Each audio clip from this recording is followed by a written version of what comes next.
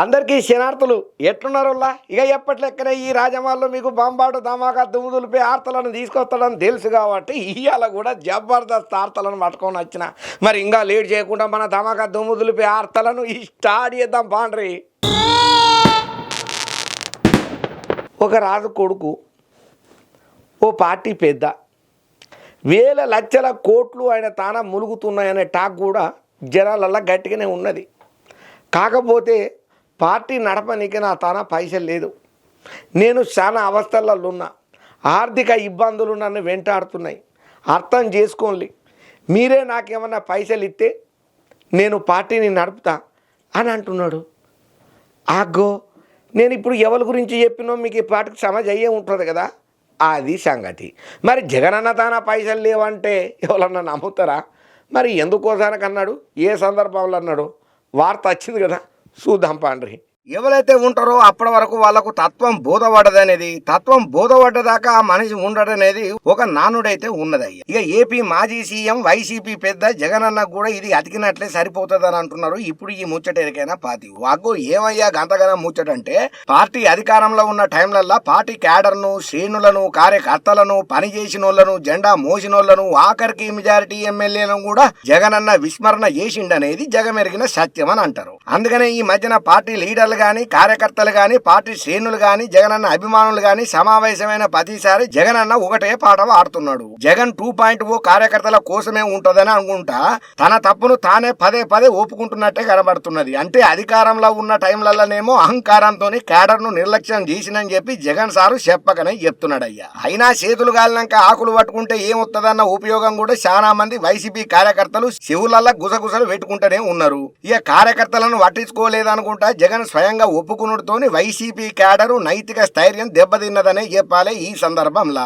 ఇక ఇటువంటి టైంలల్లా రీసెంట్ గా జగన్ పార్టీ నడిపేతందుకు పైసలు లేవనుకుంటా చేతులెత్తేసిన వైనంతోని మళ్ళొక పారి క్యాడరు నైతిక స్థైర్యం కుదేలైందని చెప్పాలి. నా దగ్గర పార్టీ నడిపేతందుకు పైసలు లేవని, ఎవరైనా ఇస్తే తీసుకుంటా అని చెప్పి జగనన్న అన్న మాటలు సోషల్ మీడియాలో మస్తు వైరల్ అవుతున్నాయి. నా దగ్గర పైసలు లేవు, కష్టాల్లో ఉన్న గడ్డు పరిస్థితులను నేను ఎదుర్కొంటున్నా, పార్టీ నడుపుళ్లల్లా ఆర్థిక ఇబ్బందులు ఉన్నాయి, మీ తాన పైసలుంటే నాకు ఇయ్యుండ్రి, నేను తీసుకోనికే సిద్ధంగా ఉన్నా అంట జగనన్న రీసెంట్ గా చేసిన మాటలు ఏమైతే ఉన్నాయో అవి పెద్ద సంచలనానికే దారితీస్తున్నాయ్యా. వైసీపీ నేతల లిక్కర్ స్కామ్ ఆరోపణల ముచ్చట్లల్లా ఈ స్కామ్ పైసలు ఏమైనాయి అనుకుంటా జాతీయ మీడియాకు చెందిన ఓ విలేకరు అడిగిన ప్రశ్నకు జగనన్న ఈ విధంగా సమాధానం ఇచ్చిండు. అసలు స్కామ్ జరగనప్పుడు పైసలు లేక ఆర్థిక అవకతవకలు ఎక్కడి అన్నా అని జగనన్నను ప్రశ్నించిల్లయ్యా ఎదురుగా.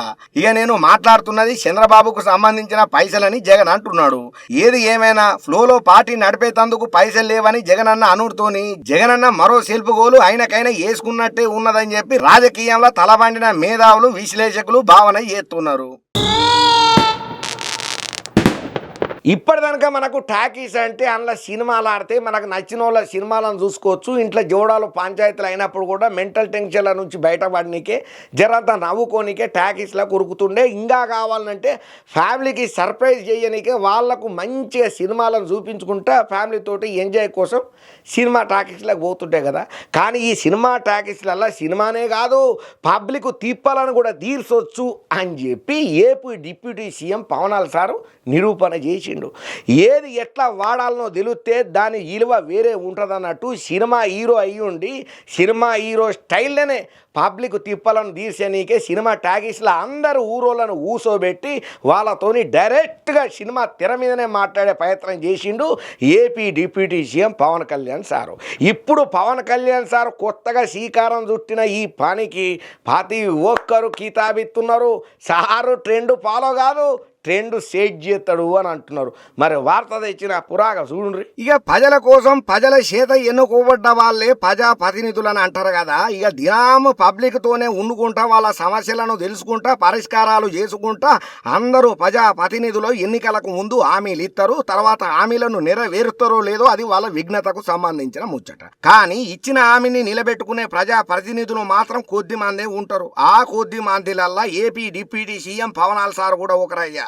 పబ్లిక్ తోని మమేకమయ్యేతందుకు ఆయన ఇమేజ్ను ఫ్యాన్ ఫాలోయింగ్ వంటి కారణాలు అడ్డు అత్తుండుతోని AP deputy CM Pawan Kalyan sir మన ఊరు మాట మంతి పేరుతోని ఒక వినూత్న కార్యక్రమానికైతే శ్రీకారం చుట్టిండు. ఇప్పుడు ఈ శ్రీకారం చుట్టిన కార్యక్రమానికి మస్తు ఆదరణ లభిస్తున్నదయ్యా. శ్రీకాకుళం జిల్లాల రావివలస పబ్లిక్ తోని అక్కడి టాకీస్లల్లా వర్చువల్ గా పవన్ కళ్యాణ్ సార్ సమావేశమైన వైనం ఇప్పుడు ఆ టాపిక్ గా మారింది. పవన్ కళ్యాణ్ సార్ ఏ కార్యక్రమానికి పోయినా అక్కడికి జన సైనికులతో పాటు పవన్ కళ్యాణ్ సార్ అభిమానులు కూడా ఏలాది మందిగా తరలత్తున్నారు కదా. దీంతో ఆ కార్యక్రమం సందర్భంగా జనంతా పవన్ కళ్యాణ్ సార్ ఇబ్బందులను ఎదుర్కోవాల్సిన పరిస్థితి వస్తున్నది. ఎందుకంటే ఉన్నట్టుండి దన్నని టేజ్ మీదకు ఉరుకొచ్చుడు, కావగలించుకునుడు, లేకపోతే ఫోటోలు దిగాలనుడు, ఒర్రుడు, లొల్లులు, అబ్బో ఇట్లా కొత్త సినిమాకు పోయినట్టే చేస్తున్నారు ప్రజా మీటింగ్లల్లా పవన్ కళ్యాణ్ ఫ్యాన్స్. ఇక ఇదంతా దృష్టిలో పెట్టుకున్నటువంటి పవనాల్ సారు ఇట్టయితే కాదని చెప్పి ఇగో ఈ తీరుగా టాకీస్లలోనే పబ్లిక్ సమస్యలను తీసేటందుకు, గ్రామాలలో ఉన్నటువంటి బాధలను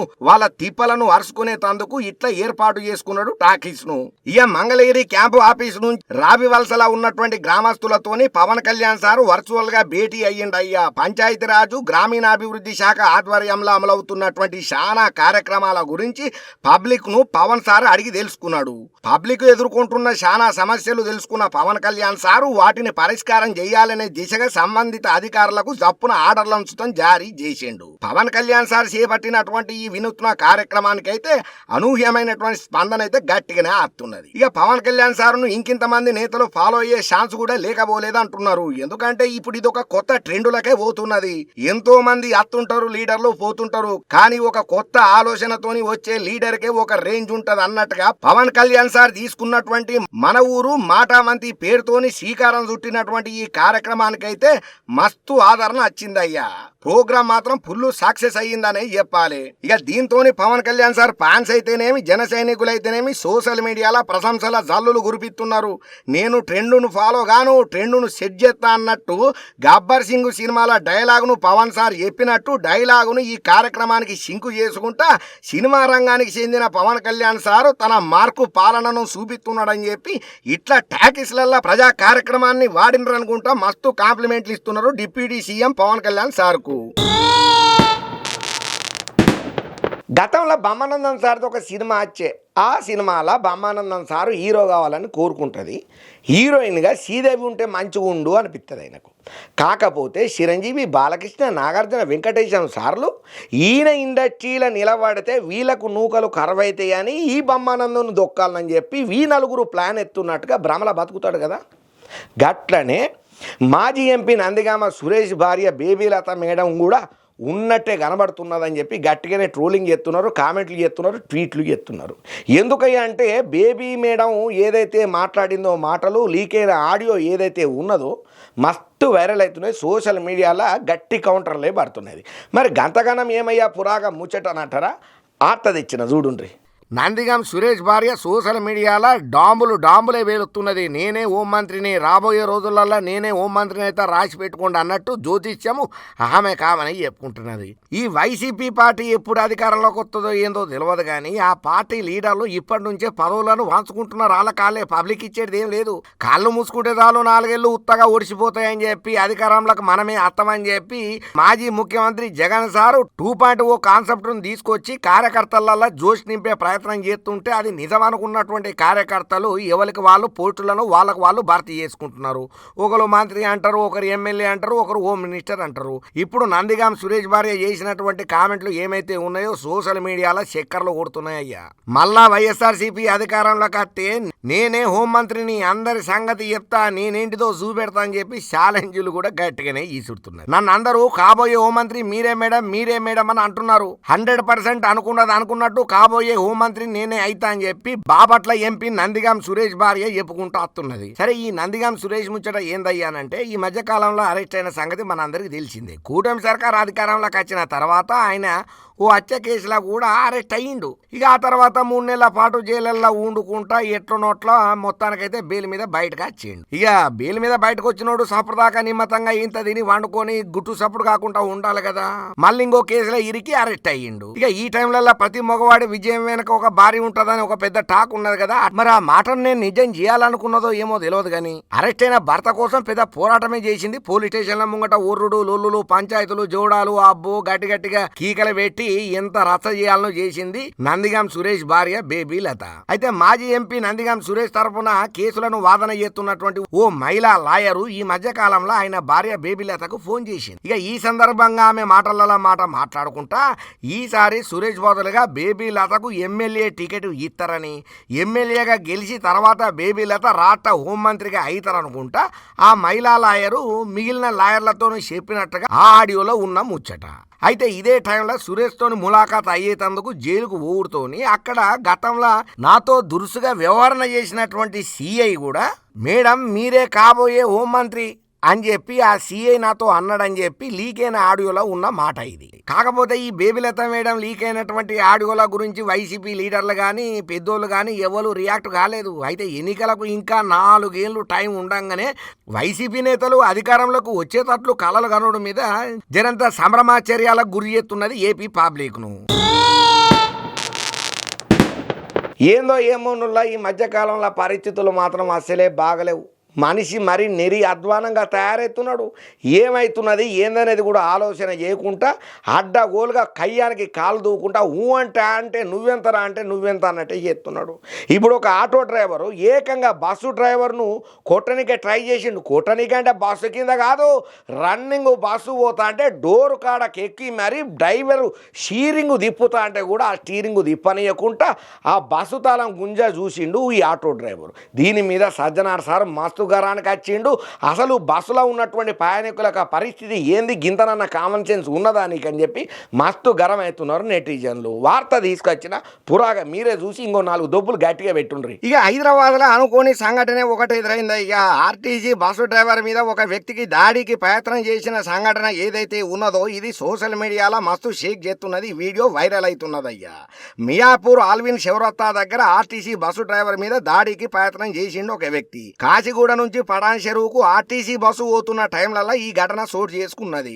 తన ట్రాన్స్పోర్ట్ ఆటోకు దారి ఇయ్యడం లేదనుకుంటా బస్సును ఆపి డ్రైవర్ ఫోన్ గుంజుకొని మరి ఆటో డ్రైవర్ దాడికి ప్రయత్నం చేసిండు. రన్నింగ్ లో బస్సు ఎక్కి కిటికీ దగ్గర నిలబడి బయటకెంచే పానాలకు తెగించి మరి డ్రైవర్ తోని బస్సు డ్రైవ్ చేయనీయకుండా చెయ్యి పట్టుకొని ఆటో డ్రైవర్ తాళాలు గుంజే ప్రయత్నం చేసిండు. బస్సుల ప్రయాణికుల సురవతోని వివాదం సద్దుమణిగింది. కానీ అసలు బస్సు నడుపుతా అంటే గిదేం పద్ధతి, అనుకోనిది కానీ జరగరాని ప్రమాదం కానీ జరిగితే ఏందన్నట్టు, డ్రైవర్కి ఏమన్నా అయితే ఎట్లా, ముంగట పోయేటోళ్ళకి ఏమన్నా అయితే ఎట్లా, అనుకోకుండా టక్కర్ అయితే ఎట్లా, బస్సుల ప్రయాణం చేస్తున్నటువంటి ప్రయాణికుల పానాలకు ఎక్కడ భద్రత అని చెప్పి గట్టిగానే గగ్గోలు పెడుతున్నారు. ఈ ముచ్చటెరికైన తర్వాత ప్రతి ఒక్కరు డ్యూటీల ఆర్టీసీ ఉద్యోగులు సిబ్బందుల మీద దాడులకు బాల్పడుతున్న వాళ్ళ మీద కఠినమైన చర్యలు తీసుకుంటామని చెప్పి బస్సుల సంస్థ ఎండి సజ్జనార్ సార్ ఇప్పటికే హెచ్చరికలను గట్టిగానే ఎప్పటికప్పుడు సోషల్ మీడియాలో పోస్టులు పెడుతూనే ఉన్నాడు కదా. ఇక పోలీస్ శాఖ సహకారంతో నిందితులకు కఠిన శిక్షలు పడేటట్టు చూస్తామని, హిస్టరీ షీట్స్ కూడా తిరుగుతామని చెప్పి మా సిబ్బంది మీద ఆత్మస్థైర్యాన్ని దెబ్బతీసి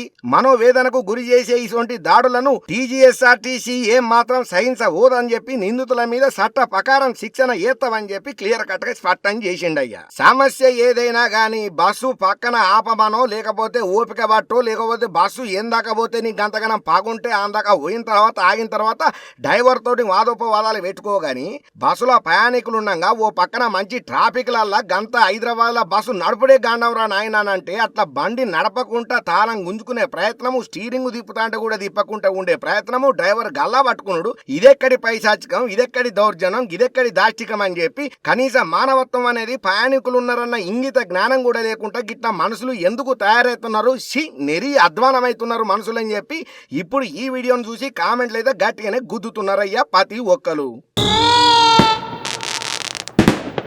ఇక ఏపీ విద్యాశాఖ ఒక అద్భుతమైనటువంటి ఆలోచన చేసి పిల్లల కోసానికని చెప్పి ఖుషి అయ్యే కబర్ చెప్పింది అయ్యా. అగో ఏమయ్యా అంటే ఎప్పటి సందో మనం వింటున్నాం కదా నో బ్యాగ్ డే అని, దాన్ని లొకేషన్ సార్ నిజం చేసుకుంటూ ఆర్డర్లను సుధం పాస్ చేసిండు.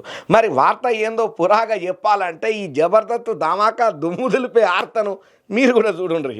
ఇక చదువుకునే విద్యార్థుల కోసానికని చెప్పి కీలక నిర్ణయం తీసుకున్నది కూటమి సర్కారు. 2025 అకాడమిక్ క్యాలెండర్లో నో బ్యాగ్ డేను చేర్చుకుంటూ వచ్చింది. ఒక విధంగా చెప్పాలంటే విద్యార్థులకు ఇది ఒక గొప్ప శుభవార్తనే అని చెప్పాలి. ఈ లెక్కపాటి చూస్తే ఏడాదిలో సిర్పు 233 రోజులు మాత్రమే బళ్ళు పనిచేస్తాయి.